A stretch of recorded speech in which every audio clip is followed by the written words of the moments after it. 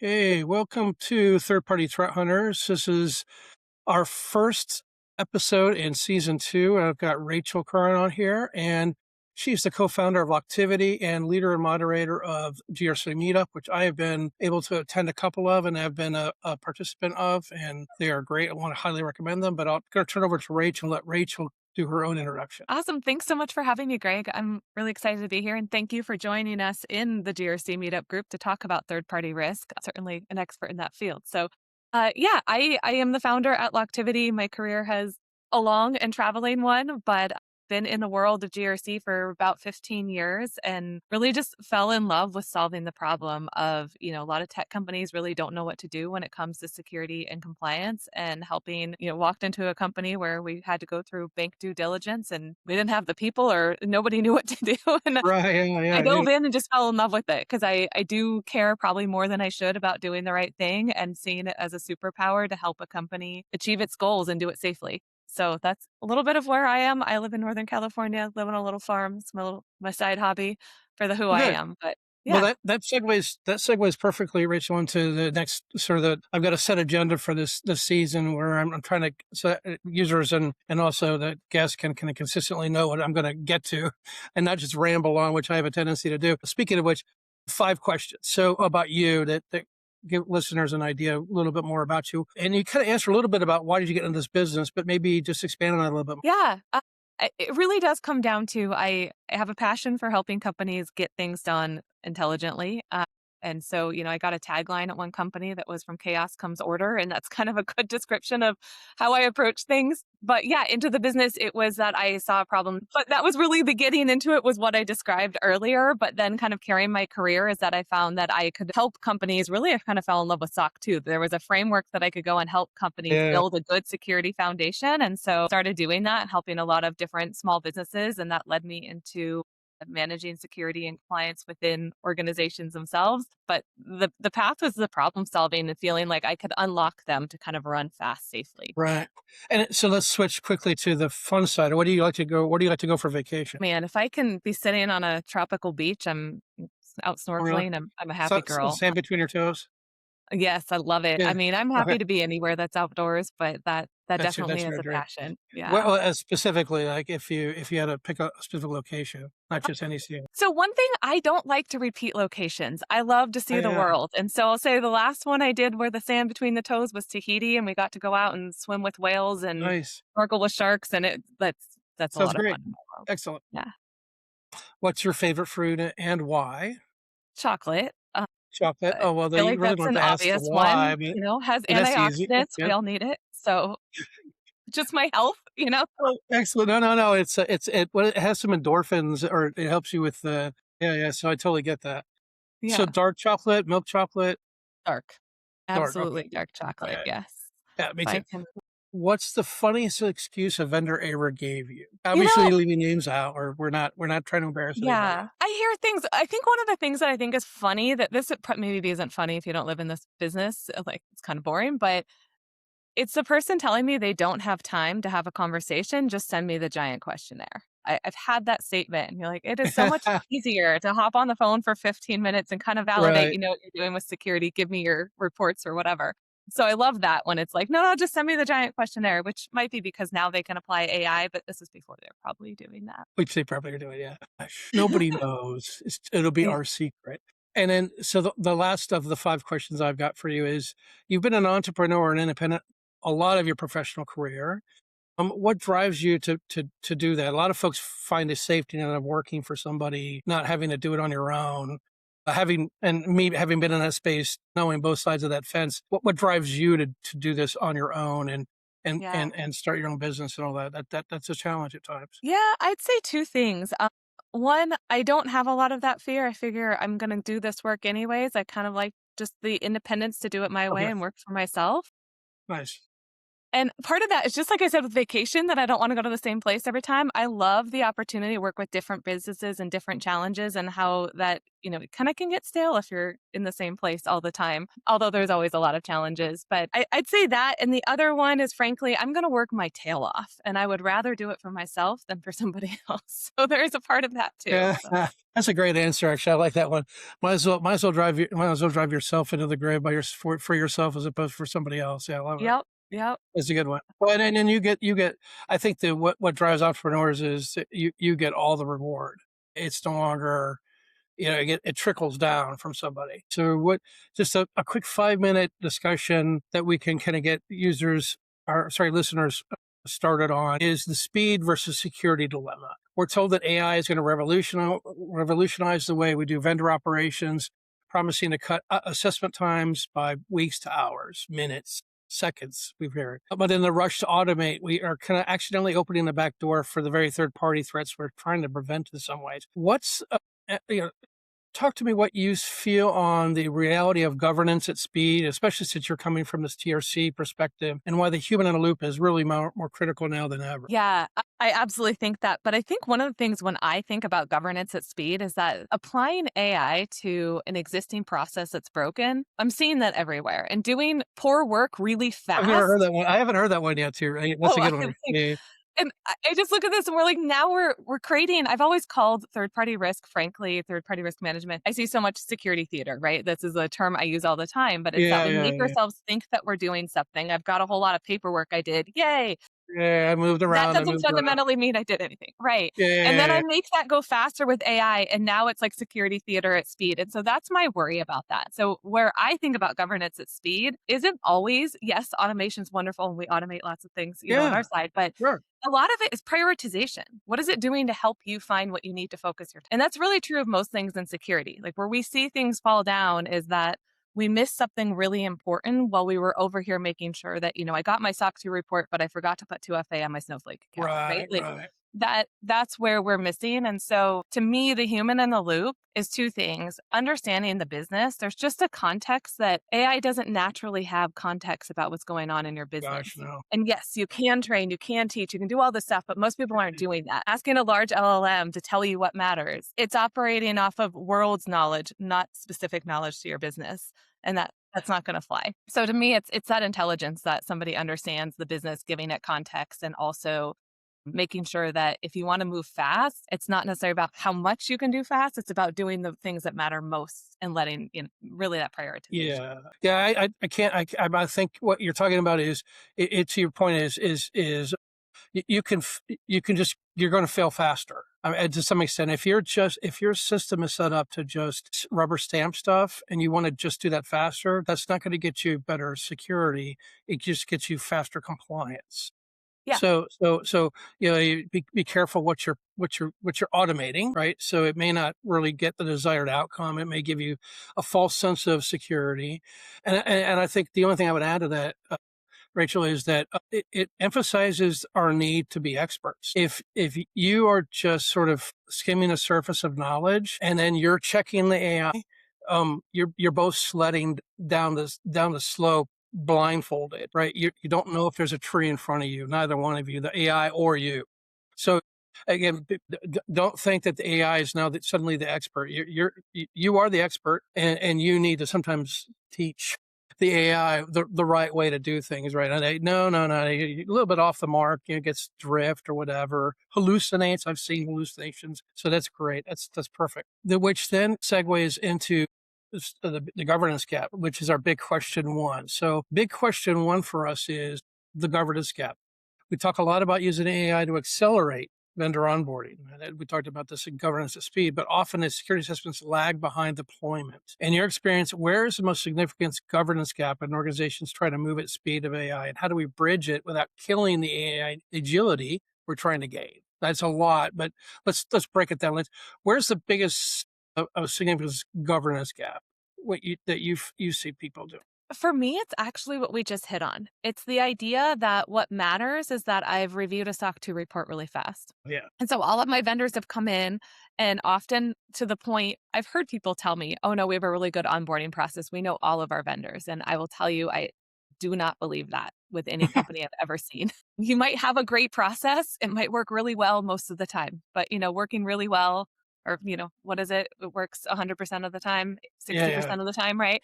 yeah, yeah, yeah. That's not reality. Employees are signing up for things. So to me, what we should be using, automation is not all AI, but it's part of it, is Hmm. to understand what's going on in our environment. We have an unprecedented opportunity to be able to actually have visibility into what's happening and then take that information, and it's about, again, prioritization. But it's this idea that I have now applied AI and I go through these assessments and I can Yeah, check a box and get through, yeah, yeah, yeah. compliance. And it's part of why some people kind of get tired of hearing the checkbox compliance complaint, or it is about compliance at the end of the day. I have to get through it. And that's true. But you can do compliant. I always say, like, security is compliance, right? If you actually solve the problem of the Yeah. risk, you're Y- likely to have solved the problem for compliance. But You when and you I just say this. solve compliance, you've just created a false sense of security. Yeah, you and I say the same thing in different ways. I'd say if you create a good security program, cybersecurity program, compliance is a natural outcome of that because logging, monitoring, all those things are part of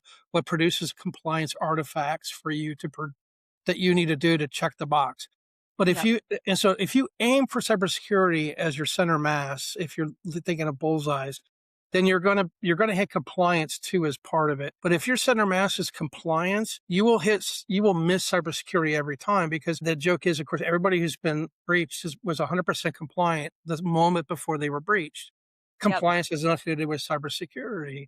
It's a great discussion. I think the thing that I see, just if I could add, would be again because great points would be the governance gap I generally see coming from the assessor side when I started out was that what they have written down on paper isn't what they're doing in fact. And so where we found when was running, physical validation hundreds a year, almost all the fall downs by vendors were they had a policy, hopefully. The ones that didn't have a policy, they were a train wreck. And the worst that you weren't even worried about that. But if they had a policy, it was generally that they didn't have it enforced in practice, or somebody was just doing it their own way, the way they've been doing it for the last 3 years, and never bothered to look at the process or documented policy, and so they were off. And that process was documented for a reason. It was designed to be done in a specific way, and the person who's actually doing it or not doing it in their own way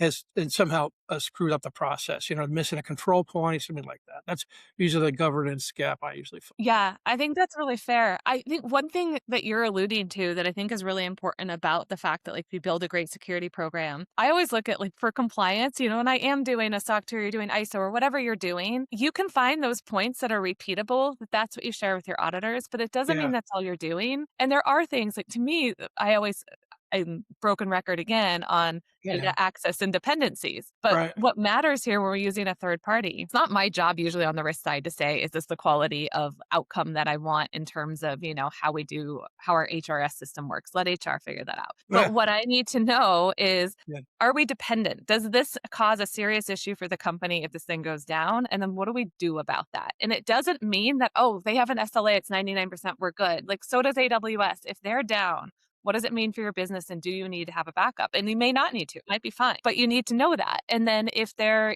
have access to data, now we're talking about data protections. Now that's where a lot more of that assessment comes into play, yeah, right? When their right. controls and ours. But if that data is lost, do I have a backup, or am I completely dependent on this vendor and they disappear and everything's gone in my business? Those are the things that, to me, and I think You're alluding that to, is and you're missing when alluding we're to going and saying, resilience. I checked for a SOC 2, we're good to go. We've never even thought about what the heck's going on. And so if we're Exactly. missing those first few questions, and it's so simple, what access, what data, what dependency, right? Like, Yeah, and what you're and so what you're hitting on too, of course, is resilience, but also inherent risk assessments that are not done. They're usually done as due diligence, or they're done if they're done at all. But there's some great examples out there. The one I like is the one from Third Party Risk Association. I think it's 14 or 15 questions. And if it's more than 20, 30 questions, you're doing due diligence. You're not really figuring out what's the inherent risk of the vendor that then needs to trigger other due diligence. But again, this is supposed to be 30, 35 minutes, but we'll yep. go, we'll keep going. Let's get to the next big question, which is the evolving threat landscape. If we look 12 to 18 months down the road, and that's kind of a scary thing because we've just seen some anomalous behavior, I would say, by AI, if you know what I'm alluding to. How is the nature of third party risk changing because of AI? How is the third party changing because of AI? And that's a simple question, but it's loaded. Yeah, I was gonna say, I mean, you could go 100 directions. So there's a part of Yeah, me that can say pick that your let's do a risk-based approach.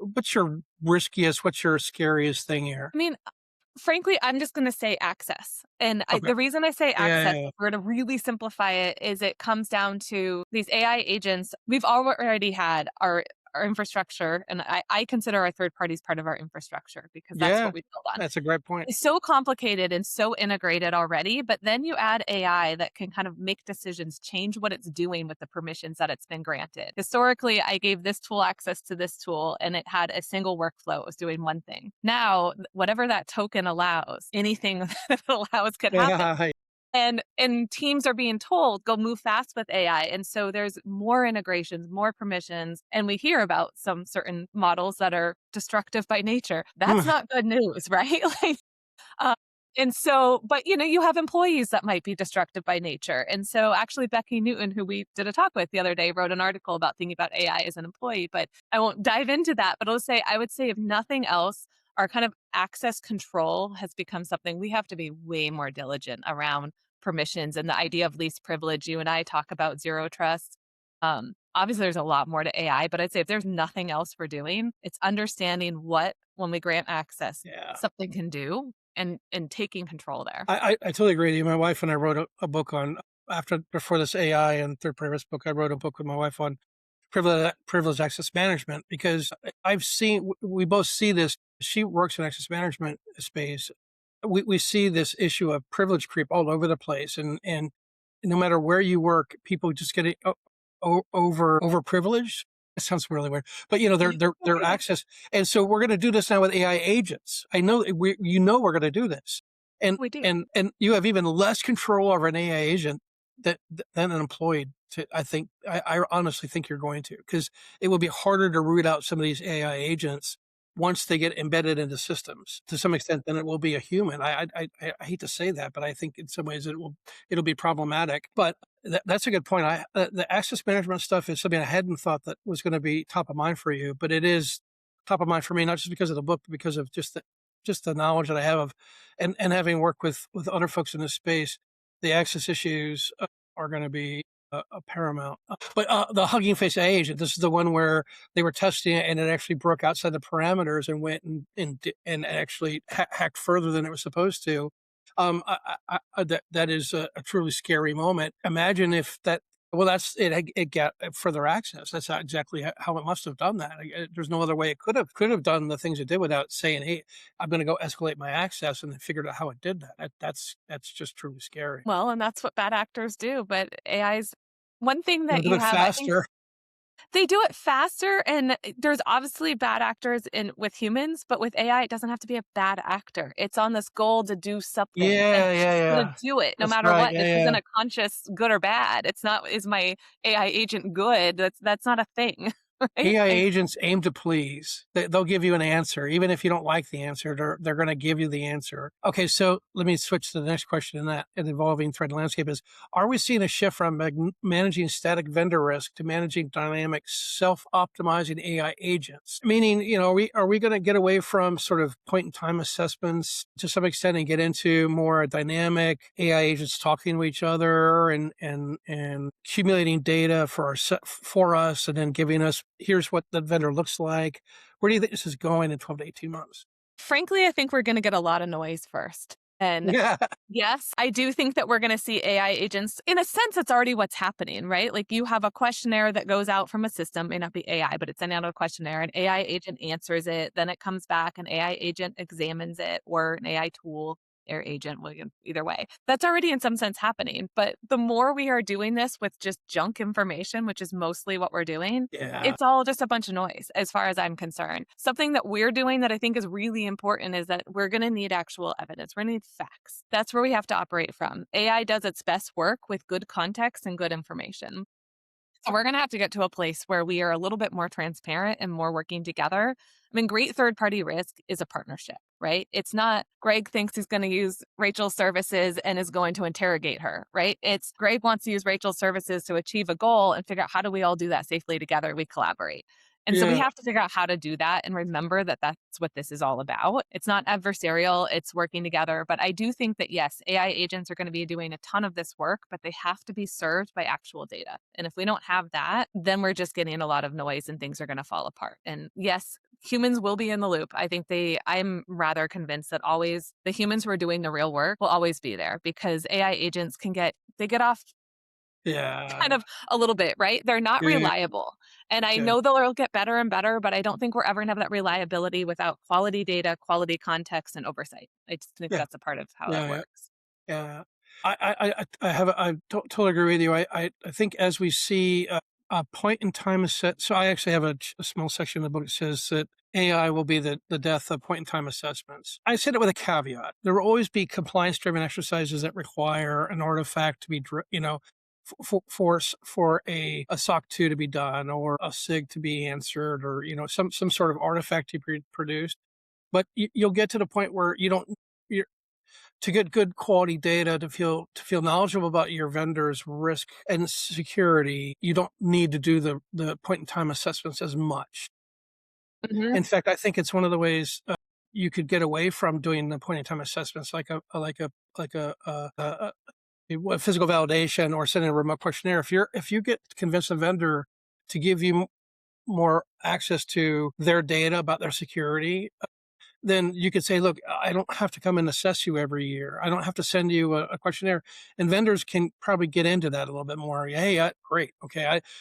Yes, you have to be a little more transparent about your posture through APIs and some of these new tools. But I think it also, you could make the selling point to say, well, yeah, but I'm not going to go bug you as much, right? Because I'm getting near real time information that you're okay, or I get information that you're not okay, and we can have a more interventionist conversation than a preventative than sort of reactionary, right? To some extent. Yeah, I look at it as raising that minimum bar. So there's a place where you're not going to get all the information you need about a Yeah. company because there are things you can't check, right? Like I can't know for sure that you're not selling my data. Let's be honest. We're not going to go and have that level of information. This is a contract. This is an agreement that we have. I've learned to trust you. But are you encrypting data? Do you have access controls? Is MFA enabled? These are things that shouldn't be considered confidential or secrets. And if it's Right. broken, fix, right? We should Yeah. be Right. able to give each other that confidence that these kind of core controls are in place. And because we do need to focus more on what do these agents do? When I give you my data, what are you doing with AI? There's a lot to figure out of what's going on that we need to raise the bar and let third party risk managers actually address the real risk. Right now, they're busy in paperwork and checking off things that just shouldn't be conversations. So that's where I see that opportunity is that there's nothing to hide. And actually, I mean, I'll show that, but we've actually published our evidence pack. You can go see verifiable data of what's happening in our environment on foundational controls because this isn't confidential. It's not a secret stuff you answer in a questionnaire, but it's verifiable. And that's something that then you get to that machine to machine. You get to AI can Yeah. actually assess this, like you're saying, on an ongoing basis. The other part of this is that it can be assisted by AI. I think there's a couple of things. When we talk about those kind of compliance artifacts, we are stuck in this kind of point in time for the sake of, your regulator comes in and wants to see that annual Yeah. report. But Yeah. really, that's a revalidation that I looked at this stuff. But we have Hmm. lots of things we do when we go through our audits that we say it's configuration control now. I no longer need to show you every ticket that went out. I can show you that there's a control in place. It can't get released without being tested or reviewed or what have you, right? Right. That's what technology gives us. We can start to do that with third party risk and even paying attention to what we're doing internally with the tool. We can start to get more and more context internally where right now we're like, we send emails, we beg, we plead, and half the time we don't know what our teams are actually doing with these tools. That's another side we need to be paying attention to because their security posture, what matters is what we're using them for. If we don't have that information, I think AI can help us with all of this. It's not only AI, though, it is automation generally can help us with these things. But we do have to have factual data and not a bunch of guesstimates that AI then works off of. Then we're just getting a lot of noise. And so I think Yeah. that's the opportunity here. And it's very available.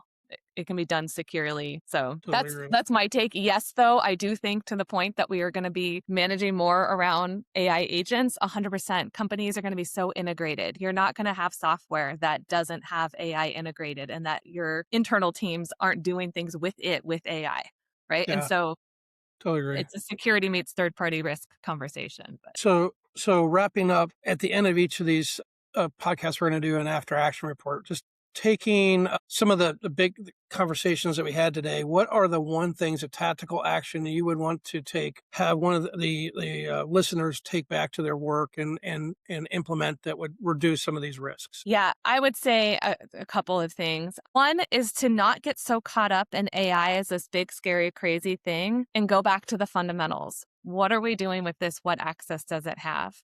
That's one. Of course, there's things happening all over the place, but it's not fundamentally good or bad or crazy if AI is there. It's like, what are they doing? Are they training on our data? Honestly, the things that we've always done with any risk management is that we want to understand, again, access data dependencies. Like, let's go back to that. Right.